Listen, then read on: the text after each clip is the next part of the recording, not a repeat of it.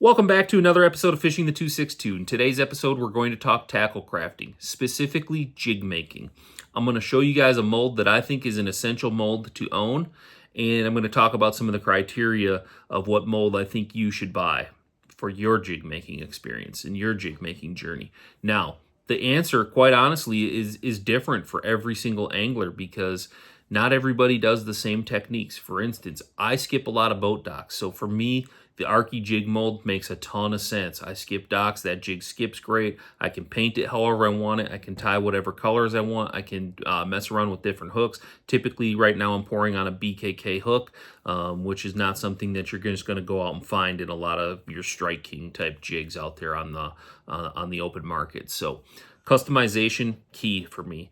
Hook variety, something that I really look a lot into. And then lastly, is it something that I do a ton of? Am I going to be able to save a little bit of money with this particular mold? So with that said, you just got to kind of figure out what works for you, some things that you do a lot of.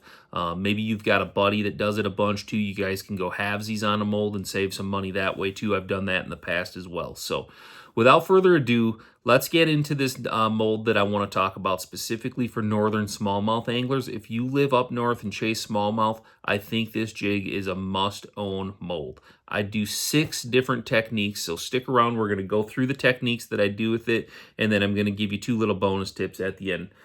So first and foremost, a lot of these techniques are finessey. I'm going to pour all of these on this is just a VMC black nickel light wire hook. This is a jig worm. I still do a lot of jig worming. I know that people don't really do that much anymore in this day and age, but I still like to jig worm, and this is a great mold to do it on. Worm nose mold, jig worming, kind of self-explanatory, right?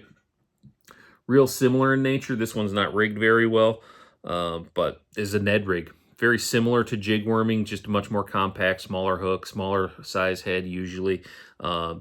This worm nose mold is a decent jig head for Ned rigging on. Is it as good as the Midwest finesse mold? I'm going to say no, it's not. But if you're on a budget and you're trying to get a lot of techniques out of one mold, you can absolutely Ned rig. I Ned rigged on this for a long time before I bought the Midwest finesse mold.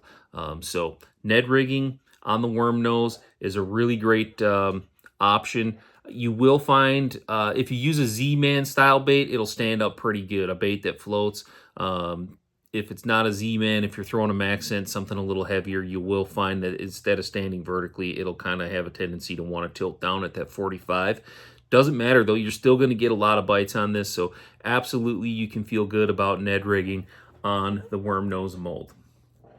Technique number 3 is something that I know I'm going to get a lot of probably negativity right now. There's so much negativity surrounding guys that go live scoping, but we were doing this technique before live scope, and if they ban live scope, I'm sure we're still going to do it afterwards. We just won't be as efficient with it, and that's tight lining or moping with a minnow. This is a Fish Arrow Flash J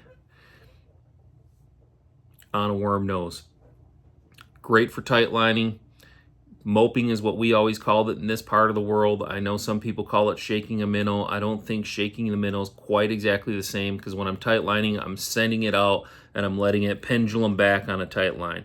Then I snap it up, reel up some of my slack, and I let it pendulum back on a tight line. So a little different than shaking a minnow, but can absolutely be done on the worm nose mold, and it does perfectly well for that technique. Now, one of my favorite techniques, again, a super old school technique, just swimming a grub. This is a 5-inch Kalin's Lunker grub. The Fat Albert is probably a little bit too fat from Zoom. You won't have enough gap there, I don't think, with the Fat Albert personally. I like to throw the Kalin's on this, and this is just a go-to grub in this part of the world. I think this one's called bluegill in color. I like this. There's one that's called like Ed Smoke is a smoke-colored one. There's one that's like a sour apple. It's kind of a dingy green color. Root beer is really good. Anytime you're swimming a grub, though, you're going to get multi-species action. This is a great bait. just to catch a bunch of fish on. You'll catch largemouth, smallmouth, northern pike. I've caught walleyes on this. I've even caught some larger sized crappies swimming a grub around. Yes, I've caught crappies on a 5-inch grub in this part of the world. This is a great bait for kids. It's really easy. They can cast it a long ways. They can just kind of slow roll it back to the boat, and they're going to pick up a lot of bites on it. So swimming a grub on a worm nose mold is an absolute go-to in this part of the world. Now I've got 2 baits left. This next one is the absolute quintessential worm nose bait. And I think if you live up north, this is the reason you need to own. If you do nothing else with this mold, this is the reason you need to own it. And that's this guy right here, Maribou. So you can see you can get a nice full tie. I got a little piece of, if you've never thrown a hair jig before, don't throw those old Maxent Generals in the garbage. Save a little bit of that. Slide it up there. One of the keys to this is really getting it away from the boat, and you'd be surprised how much further you can cast it with just a little piece of Maxent tied on there. I think what this bait does is it mimics a leech. I'm pretty sure. If you've ever looked at Maribou underwater, it really compresses down and gets really slim and just kind of quivers in the water. I think to the fish it's probably looking like a leech. The other thing you'll do is with that piece of Maxent up there, you'll get just a little more profile up at the head of the bait, and then it'll slim down a little more towards the tail. But you guys, if you're a Maribou thrower for smallies, the worm nose mold, in my opinion, is absolutely worth its weight in gold. I've experimented on tying on ball heads, and I like the worm nose better for me personally. That's my opinion on it. But if you're a hair jig guy, go out and get the worm nose mold. It'll pay for itself just by making your own hair jig. Hair jigs are expensive nowadays. A good Maribou jig's probably $6 or $7 a piece in this part of the world these days. So making your own is a real opportunity to save some money. Now, the bonus technique that nobody thinks about with the worm nose mold, and it just kind of dawned on me one day. I poured some empty cavities just to help heat up the mold a little bit, because if you don't heat up the mold, I'll show you on here, you're not going to get the bait keeper to pour as well as you'd like it. So make sure that mold is good and warm. But pouring it without the hook is going to leave you with that situation right there. And you say, well, why would I do that? What am I going to do with it? I'm going to cut the sprue off of there. There's still a little excess down here. I'm going to lop that off. And that's going to leave me with this right here. Basically, what you're doing is you're making Nico weights, Nico, however you want to say it, free of charge. You've got the lead pot heated up. You've already bought the mold. You've poured the jigs that you need. Pour up a few of these and you'll end up with a little Nico weight. This is in a Maxent General. I have it super glued in, and you can see that I can probably give that a pretty good pull before that's gonna pop out of there. There it goes. So it's in there, a little dab of super glue, and you've made yourself Nico weights for free. I know those little nail weights can be $4 or $5 a package. If you're already pouring the lead, pour yourself some of these if you're a Nico rig fisherman, and you're gonna get those basically for free as a byproduct. You can take all your little sprues like this, melt them down, turn them into some Nico weights, and have a handful of those in the boat at all times that you didn't have to pay anything for. Now, one more pro tip before I let you guys go, and this is gonna pertain to these Maribou jigs right here. Let's assume that this was an actual jig head and it had a hook in it. And I'm going to tie Maribou on there. The first thing I'm going to do is I'm going to just lop those little bait keepers right off the sides. And that's going to leave me a nice collar to tie on. I won't have to contend with wrapping around the bait keeper. I won't have to worry about getting my Maribou to lay flush over the top of that bait keeper. It's just gone, it's out of the way, and you can get a really nice even tie simply by cutting that lead bait keeper right off the jig head. I think, to me, again, let me get this piece of Maxent off of here so you can see it. I find that for me, one of the things that I like to do is I like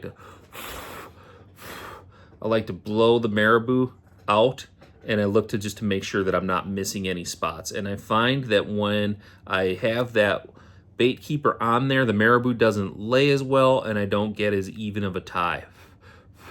So again, you want to get that nice and even so that thing will track through the water really nice. And I think one of the keys to doing that, like I said, is just cutting that little barb right off the jig head.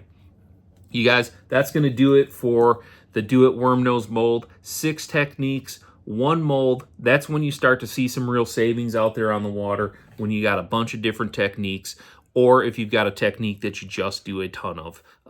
Get yourself a little lead pot. I've got a bottom pour. You don't have to go that fancy. Go to doitmolds.com. They'll have different lead pouring pot options for you. Tons of really good molds on there. You'll have the ability to experiment with different hooks, customize your colors, all of it. It's a great hobby to do, especially for me in the wintertime. I don't like to go ice fishing either, so that's when I do a lot of this stuff, is once the lakes are frozen over, I get the lead pot set up, I pour for the following season, I paint for the following season.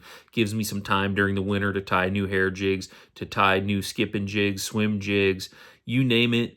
You can make it with Do It molds, and I think it's a great way to further invest yourself into the hobby of fishing and just have a great time creating some stuff. I think there's a certain amount of pride for me personally that comes with catching fish on a bait that I made versus a bait that I bought. I mean, a 5-pound smallmouth is a 5-pound smallmouth, right? But there's something a little more special when you do it on a jig that you made in your own shop, in your own custom color, something your buddies don't have, something your fellow tournament competitors don't have. Just get after it, make some tackle, you guys, and drop some comments below. Let me know what your favorite jig is to make and maybe what your PB catch is on one of your own homemade jigs. I'm really curious to see what everybody else is doing out there, hear what you're making, hear what you're catching. That's what this is all about. It's about community, sharing information, sharing ideas, and just having a good time. So without rambling anymore, we'll catch you guys on the next video. Get out there, throw a line, catch a few fish, and just enjoy the day, you guys.